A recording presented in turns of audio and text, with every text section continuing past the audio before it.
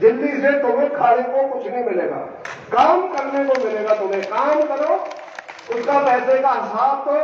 पैसे का हिसाब नहीं देंगे तो दिल्ली के अंदर जो घर का मालिक बैठा है वो अपने घर वालों को नहीं देता कुछ भी, तुम्हें मुफ्त में खाने को कहां से देगा भैया? उन्हें तो अपने परिवार को नहीं दिया कभी पैसा।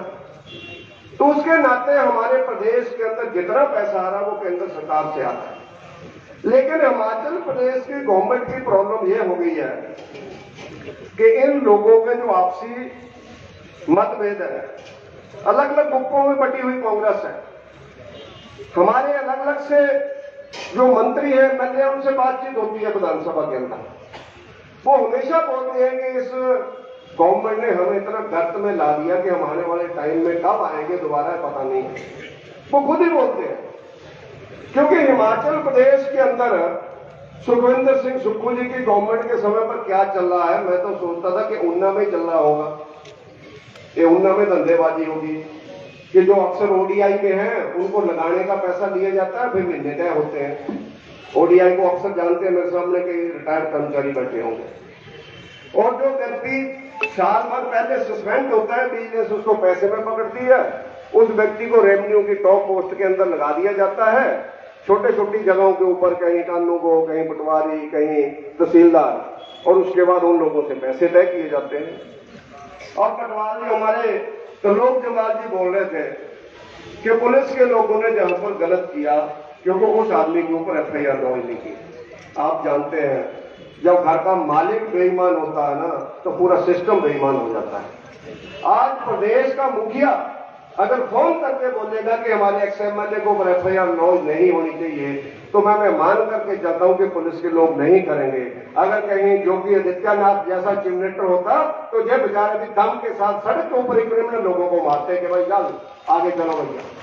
आप जानते हैं लोग बोलते थे कि जम्मू हमारा उत्तर प्रदेश नहीं सुधरेगा, लोग बोलते थे बहुत बुरी हालत है, ये नहीं सुधरेगा। एक व्यक्ति आया, उस व्यक्ति ने पुलिस की पीठ के ऊपर हाथ रखा कि भैया जिससे तुम डरते हो ना, जो लोग तुम तुम्हारे बच्चे उठाने की बात करते हो ना, मैं मानता हूं कि ऐसी परिस्थितियों में लोग काम करते थे। अगर कोई पुलिस वाला यूपी में किसी को हाथ उठाता था, जो बदमाश लोग थे, तो उनके बच्चों को मार देते थे, उनके घर तोड़ देते थे, उनके परिवार की महिलाओं के ऊपर अत्याचार करते थे बदमाश जाकर के। जब योगी जी आए तो योगी जी ने वहां पर बोला कि भैया या तो प्रदेश छोड़ करके चले जाओ वरना ऊपर जाने के लिए तैयार हो जाओ। तो आज आप लोग जानते हैं कि उत्तर प्रदेश के अंदर जो बदमाश लोग हैं वो ये नहीं बोलते हमें जमानत दे दो, वो बोलते हैं हमें जेल के अंदर रखो क्योंकि बाहर हम सेफ नहीं है। उनको पता है पुलिस उनको बख्शेगी नहीं, क्योंकि पुलिस का मुखिया, पुलिस के साथ मुखिया प्रदेश का खड़ा हुआ। और जब हमारे मुखिया बेईमान हो गए, जहां के नेता बेईमान हो गए, तब जाकर के जो शूटर बाहर से आते हैं वो किसी के घर के अंदर ठहरते हैं, उस घर के मालिक के ऊपर कोई एफआईआर नहीं होती है। और मैं जानता हूं वो कैसे लोग हैं, किस तरह के लोग हैं। इस जिला के अंदर चिट्टा किसने लाया, इस जिला के अंदर बदमाशी कौन फैलाता है। और मैं हैरान हो गया जब 8 दिन पहले शिमला के अंदर एक मीटिंग हुई जिसमें बिलासपुर के नेता बुलाए गए थे सुक्खू जी ने कि आपकी रैली करनी है, तो वो नेताजी भी सुक्खू के साथ बैठे हुए थे। आप कल्पना करो कि सामाजिक शर्म तो रखो, कार्यकर्ता को बोल दो भैया कहने भी सहयोग करना, पर सेक्रेटरी के अंदर बुला के चाय कॉफी तो मत पिलाओ लोगों को। ये स्थिति आपने फोटो देखी होगी अखबारों के अंदर। और मैं सुक्खू जी से पूछता हूं कि जिन लोगों ने हिमाचल प्रदेश के अंदर एक रिकॉर्ड बनाया कि माननीय न्यायालय के परिसर के अंदर, डीसी दफ्तर के सराउंडिंग के अंदर पहली बार हिमाचल प्रदेश के अंदर गोली चली, को शूटर लेकर के आया, क्या इस रैली के अंदर सुक्खू एक ही अचीवमेंट कर ले, उस नेता को मंच के ऊपर न चढ़ने दे कि तू यहां नहीं आएगा भैया, तू नहीं आएगा जहां पर। लेकिन उनकी हिम्मत नहीं है, उनकी हिम्मत नहीं है, क्योंकि सारी मित्रों की मंडली ऐसी है, चंडाल चौकड़ी पूरी ऐसी है। सेक्रेटरी के अंदर जाकर के देखो, सेक्रेटरी को सेक्रेटरी थोड़ा ही है, वो तो मित्रों का क्लब बन गया है वहां पर। वहां सब कुछ होता है, सब कुछ होता है वहां पर। एक ही होता है कि जनता का काम नहीं होता कोई भी, बाकी सब कुछ होता है वहां। मित्र मंडली वहां बैठी हुई है, वहां से बातें चली हुई है, खाने के लिए काम चला हुआ है। जो एमएलए भागे कोई ऐसे थोड़ा भाग गए, कोई अपना घर छोड़ता है ऐसे। आप बताओ कितना मुश्किल होता है अपना घर छोड़ना।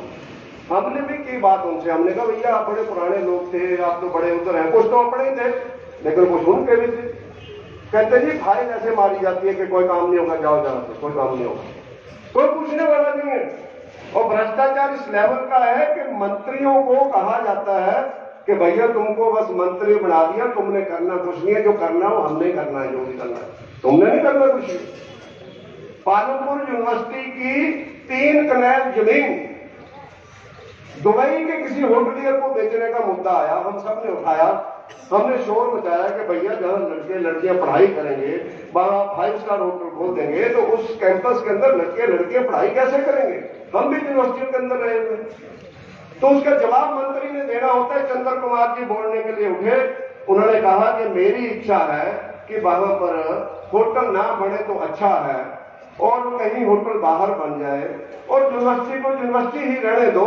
अभी पूरी बात नहीं हुई थी, सुक्खू जी उठे और उन्होंने कहा कि नहीं होटल कहीं बनेगा, यूनिवर्सिटी को बड़ा करना होगा तो बाद में जमीन देख लेंगे।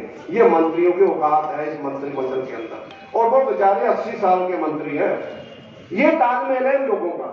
ऊना के अंदर 2 दिन पहले जनसभा हुई तो हमारे उप मुख्यमंत्री जी बोलते हैं कि मेरा एसपी से आग्रह है कि उन्ना जिला के अंदर टिप्परों ने गंद डाला हुआ, आप कार्रवाई क्यों नहीं करते हैं।